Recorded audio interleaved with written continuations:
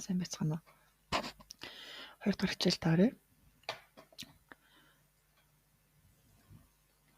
За өнөөдрийн хичээлийн сэдэв маань офис менежер бичиг хэргийн ажилтны ажлын чиглэлийг өргөдөл гомдол хүлээн авах шийдвэрлэх, өргөдөл гомдлыг хэрхэн гаргах тухай хурлын тэмдэглэл гэсэн ийм сэдвийн доор өнөөдрийн хичээл явах нэ.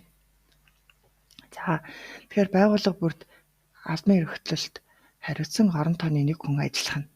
За байх ёстой гэж үздэг. За энэ хүн маань юу хийх вэ гэхээр байгууллагад ирсэн явсан бичиг хүлээж авах, ангилах, бүртгэх, холбогдох ажилд шилжүүлэх.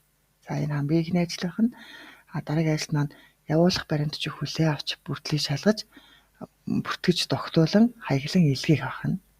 За энэ дээрх хоёрыг маань урдны хичээлээр дэлгэрэнгүй утсан байгаа. Та бүхэн санаж байгаах. За баримт бичиг тавигдах асуудлыг баримт бичгээр тавигдсан асуудал шийдвэрлэх яс хяналт тавих, үр дүнг удирдлагад мэдээлэх, шийдвэрлэх хугацаа хэтэрсэн баримт бичиг өргөдөл гомдлыг мэдээг тогтмол гаргах. За энэ маань одоо тайлгнах мэдээг ингээд яах нь хяналт тавьж явах нь. За дотоодоо боловсруулсан болон гадагшаа явах баримт бичиг стандартын дагуу зохион бүрдүүлсэн эсрэг хяналт тавих нь. За байгууллага үйл ажиллагаанд үүсч хөтлөгдсөн баримт бичиг мэдээллийг ангилан төрүүлжүүлж мэдээллийн санд хадгалах нь. За энэ хэсгийг дараагийн хичээлээр дэлгэрүүл үүсгэх байгаа.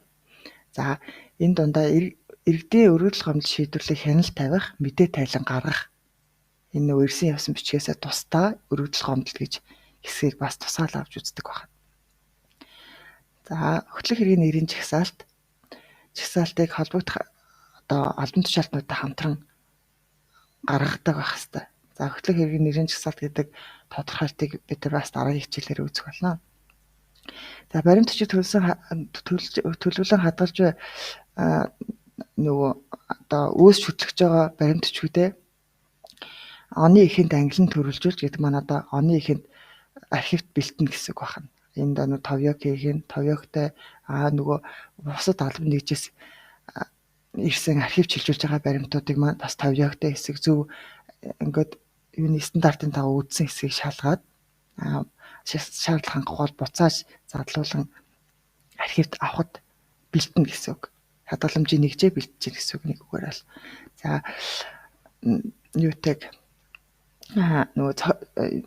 За энэ архив болон бичиг хэрэгтэй холбоотой бүхэл холбогдлох асуудлаар бусад хэлтээс алба нэгж удирдлага ажилтнуудад арга зүгээр ханган мэдээлэл өгч явах, удирдлагаар хангах ийм үндсэн 9 ажлыг энэ архив бичиг хэргийн ажилтан болон офис менежер маань гүйцэтгэх байна. За энэ гүйцэтгэх ажлууднаас онцгойлон өнөөдөр өргөдөл гомдлын тухай ярилцгаа. За төрийн захиргааны байгууллага болоод төрийн захиргааны байгууллага гэдэг маань яам тамгын газрууд томоохон газрууд хэлж байна. За эдгээрийн хувийнхаар бол групп компани, бусад салбар нэгж маань гэдэг маань охин компаниуд ахна. Төрийнхөө болох нь төрийн захиргаа үүндээ харьяалагдах алба хэлц газар гэж байдаг тийм. Тэд нар маань бас энэ үйл ажиллагааг явуулна. Гэхдээ өргөдөл гомдлыг бусдаасаа илүү онцлж авч үздэг байна. За энэ баримт бичгүүдэд тусгаалan өөр хаягаар бас бүртгэж авдаг байна. Жишээлбэл дээд газрын тушаал тогтоолыг охин компаниуд болон газар албадууд маань мөрдөж ажиллах ёстой. Тэгэхээр ирсэн бичгээс бас арай өөр жишээлбэл урд нь өсөг тавьдаг ч юм уу ялгах тэмдгээр ингэж бүртгэж авдаг байна. За үүнээсээ онцлоод иргэдийн өргөдөл гомдлыг бүр картын сан үсгэж ингэж цагаан толгойн дараалалаар болгож хадгалдаг байна. За амар гарсан өргөдөл гомдлыг тэмдэглэн авч тусгай бүртгэж бүртгэдэг байна. Тэгэхээр өргөдөл гомдлыг зөвхөн бичгээр гаргадаг байна. Бичгээр гарч байгаа нь бол баримттай боловч энэ төрийн байгууллагад бол амарч авсан бол өргөдөл гомдлын тэмдэглэл төтлөөд тэндээ бас хариу өгнө гэсэн үг. Эдгээр миний ярьж байгаа бүх зүйлсийг төрийн болон төрийн бус Монгол Улсын нутаг дэвсгэрт явуулж байгаа бүх аж ахуй нэгж байгууллагад мөрдөж ажиллана гэж ойлгож байна. За тухайн байгууллага тавьсан өргөдөл маань өмнө нь өгдөө шийдвэрлэгдсэн байж болно тийм ээ. Шүүхийн шийдвэрээр байж болно. Ямар нэгэн байдлаар шийдвэрлээд одоо хариу нь өгөгдсөн бодвол энэ өргөлийг дахин авахгүйгээр шууд буцаана. За тэгдэг байхад хариаллын биш өргөдөл гомдлыг хүлээж авсан тохиолдолд одоо хариалагдах газарт нь шууд шилжүүлдэг байхад буцаж иргэндээ өгөхгүй одоо манад ийм юм ирсэн байна буцаагаад аваа өөр танах одоо шийдвэрлэх ийм өргөдөл байна гэдгийг нөгөө газар хүргээд тэгтээ иргэнд мэдээлэх нэ.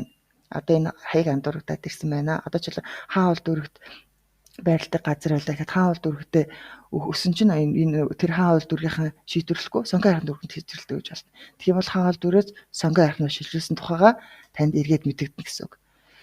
За өргөдөл гомдол ирсэн тохиолдолд одоо хоёр байгууллага яаж болно? Хамтарч шийдвэр гаргаж болно. Тэгэх юм бол өөртөө хамааралтай шийдвэрээ өөрсдөөсөө хамааралтай шийдвэрээ гаргачаад дараагийнхаа хоёр дахь шатны байгууллага руу одоо бас нөгөө өргөдлөө нөгөө шилжүүлээд энэ хоёрынхаа нийлсэн хариугаа бас эргээд иргэндээ анх өгсөн газар нь хүлээлгэж өгдөг байна. За тэгээд мөн одоо иргэдээс ирсэн өргөдлийг мэдээж шууд шийдвэрлэнэ гэд муухраар яахгүй муухраар одоо энэ ингээд одоо үзэмжээр ч юм уу шийдвэрлэж болохгүй. Тэгэхээр яг энэ өргөдлийн мөрөөр судлах, тодруулах, шалгах зэрэг ажилбаруудыг хийжээж дараагийн арга хэмжээг авдаг байна. За өргөдөл гомдлын саналыг хариуг өргөдөл гомдлыг хариуг нь иргэнд хаягаар хүргэж болох нь уцаар мэдэгдэж болох нь ийм хариу гарсан шүү гэдэг нь хэрвээ та өргөдөлтөө хаяг нэр утасны дугаараа үлдээг байх юм бол та заавал өгсөн газараасаа өөрөө бичиж очиж асууж авахгүй бол танд угаас хаяг байхгүй юм чинь ямар ч хүргэх боломжгүй шүү. Тийм болохоор хаяг юугээ мэдээлэлээ сайн үлдээж байгаарай гэж хэлж байна. За өргөдөл бичих ийм загвартай явж байгаа. За энэ хаана хинт хандснаа тодорхой бичиж гин. За өргөдөл гарах учир нь гэж энэ бичээд энэ одоо нөгөө манай тэргүү шиг юм байна тийм албан бичгээр энэ болохоор бичвэрийнхаа баруун дээд онцтой байна. За эхний энэ хэсэгт бол одоо өөрийгөө танилцуулсан байна. Одоо ийм авахтай хин маань одоо энд бол юу гэдэг иргэн байх юм бол одоо тим хаягтай гэдэг өөрийгөө яах нь шүү дээ. Илэрхийлэх нэ. За энэ бол байгууллагад гаргаж байгаа учраас албан байна. Одоо албан тушаална. Тэгэхээр ингээд тодорхой энэ хинээс ирсэн байна вэ гэдгийг энэ хэсгээс үзэх нь. Хоёрдугаар хэсэгт нь болохоор одоо юу хүсэж байгаа тийм ээ. Юуны учир өргөдөл гаргаж байгаагаа энэ дээр тодорхой тоовч ийм утга санаад ойлгомжтой сайхан бичиж өгөх нь. Бүр дэлгэрүүлээд ингээд бас сайхан ойлгомжтойгоор гол нь энийг утга нь бүр сайтар гарч ахаар энэ хэсэгт бичих нэ. За хавсралтай байж болно тийм ээ. Баримтчих хавсрах бол энд хавсралтай гэдэг тухайд бас оруулж өгч болно. За эцэст нь одоо бичвэрийн баруун доод болонд нь өргөд гаргасан иргэн албан тушаалтан одоо өөрсдийнхөө мэдээллийг үлдээгээд он сараа бичээд холбоо барих утасныхаа дугаарыг хийж байна. Иргэн бодвол энд хаяг байршил бүх юм бичиж болно гэсэн үг. Энийний чинь хариу энэ одоо бүрдлийн чинь дагуу танд эргээд хариу нь очино гэсэн үг шүү. За хурлын тэмдэглэл гэж байгаа. За бичиг хэргийн ажилтан офис менежер маань одоо энэ тууз юм байх юм уу? Одоо дэд удирдлагуудын хуралч болгонд бол байнга орж хурлын тэмдэглэл бичиж батгаажуулж баримтжуулж авах хэрэгтэй. За хурлын тэмдэглэл маань юунаас бүрдэх вэ гэхээр хилцсэн, сонсон, шийдвэрлсэн гэсэн үндсэн 3 хэсгээс бүрддэг байна. За хурлын тэмдэглэлийг хурал дууснаас хойш 3 хоногийн дотор эцсийн байдлаар одоо баталгаажуулна гэж байна. Тэгэхээр хурлын тэмдэглэлийг диктофоноор бичиж болж байна. Гараараа ингээд бичиж болж байна. Эдгээрээ компьютерт шивээд ардталт нь тэр гар нооргоо хавсаргаад тэгээд тэр шивж бэлдснээгээ хэвлэн гаргаж нэг хурлын тэмдэглэлийн юу лээ хурлын нарийн бичиг нь эдгээр ажлуудыг хийгээд гар үсэг зураад одоо хурл удирдагчаар бас батлуулаад за тэгээд хадгалдаг байна. За энэ хурлын тэмдэглэлийн үнэн зөв байгааг даргалагч маань өөрөө хариуцаж батална. За хилцэн хэсэгч байгаа гэхээр хурлыг хэн даргаасан, хизээ хаана болж өнгөрсөн, хэн оролцсон, ямар асуудал хилцэн талаар дэлгэрэнгүй бичгэнэ. За хурал тэрвээ 15-аас дээш хүн орсон бол тухайн хурлын тэмдэглэлийн ардтанд хавсралт болгон нэрсүүдийг оруулдаг байна.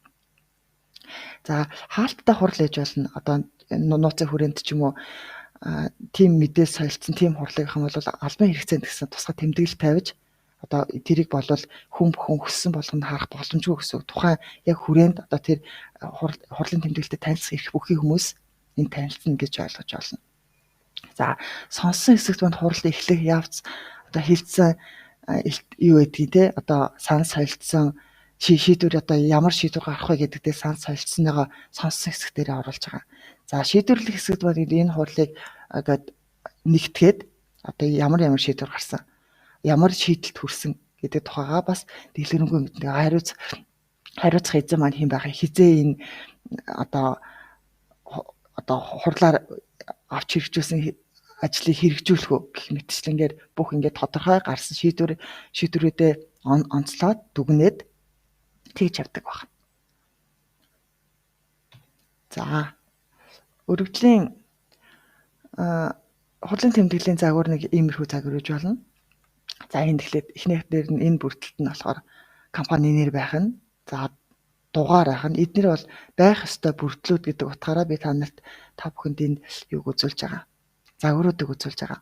Огноо байх нь, дугаар байх нь, одоо ямар хурал гэдэг байна, энэ хурлынхаа компанийн одоо шуурхай хурал гэдэг юм уу, одоо ингээд байнгын давтагддаг хурал байх юм уу, энэ хурлын нэр байгаа тийм ээ. Тэрийг эндээ бичих байна. За хаана энэ хурал болсон бэ гэдэг газраа энд бичиж өгнө. За тэгээд энд одоо бичвэрээр хэн тийм ээ. Одоо 9 цаг 30 минутад хурал ихсэн гэдэг ихсэн сар байх нь хэдэн хүний бүрэлдэхүүнтэй орсон байх нь. За тэгээд хэн даргалсан бэ гэсэн энэ хэсэг маань хилцэх хэсэгтэй. За ингээд дээдлийн энэ 3 юу болоод хилцэх хэсэгтэй багтдаг хонь. За тэгээд энэ болохоор цөөхөн байгаа болохоор албан тушаалууд нь нэрүүд нь ингээд хийхээ оролцсон тухай нь ингээд тэмдэглэл байж байна. За хилцсэн тухай гэдэг маань одоо энэ хурлаар юу авч хилцсэнгээ товчхон бичгэнэ. За тэгээд сонссон дээр саналаа солилцоод тгий ийм байвал ямар вэ ч юм уу те. Одоо тэгээд ийм процессууд болсон байна гэд дэлгэрэнгүй гээд харилцан яриа шиг одоо яриа болох нь тийм ээ. Тэрийг хэн юу гэж хэлсэн гэгээд баримтжуулаад ингэж бичгэнэ. За энэ загварт үзүүлж байгаа хурлын тэмдэглэл нь маш товчхон байна. Тэгэхээр яг ингээд хэн яг юу хийснийг бүр ингээд юу гэж дэлгэрэнгүй бичиж болох нь байна. Эсвэл багцлаад ингээд танилцуулга гэх мэтчил ингээд бичиж болох нь байна. За шийдвэрлсэн хэсэгт маань одоо энэ байж тийм ээ. Одоо үүрэг даалгаврууд нь байж гэх шүү дээ. Одоо ийм ажлуудыг чагсааж өчөө тийм ээ. Эзээ хэн хариуцаад энийг хизээ ингээд бэлэн болгохын хүнд тайлгнахын гэсэн маань шийдвэрлэх хэсэгтэй. Үүнтэй хурлын тэмдэглэлтэд бас ягаад хавсаргаад нөгөө үүрэг даалгаврын хуудас явж идэг. Үүрэг даалгаврын хуудасд маань бүр дэлгэрэнгүй одоо ийм хурлаар одоо ийм асуудлаа шийдвэрсэн. Зөвхөн шийдвэрсэн байна. Тэгээд энэ шийдвэрийн дагаа мэдээж үүрэг даалгаврыг таарна. Үүрэг даалгаврынхаа хүрээнд хэн ямар ажлыг хизээгээр хүнд тайлгнах юм. Яаж мэдэгдэх тийм ээ. Одоо түрүүний өргөдөл гэдэг чинь энэ хүний өргөлийг шийдвэрлэлээ гэсэн байхад хугацаанд энэ хүний өргөлийг ингэж шийдвэрлэлээ гэд буцаагаад эргээд одоо эргэх холбоотой хариу шийдвэрүүд нь гарч хавсрагдаж явна гэсэн үг. За тэгээд дараагаар маань хурал дууссан цагийг бичгэнэ. За энэ танилцсан гэдэг маань нөгөө хурал даргалагч маань одоо үнэн зөвийн шалгаад баталгааж байсан байх нь. За энэ хурлын хөтөлсөн ажилдаа одоо хурлын нэрийн бичгээд байгаа тэмдэглэл хөтлөөд энэ гарын үсгтэй гарын үсгийн тайлалтай. За ийм байдаг.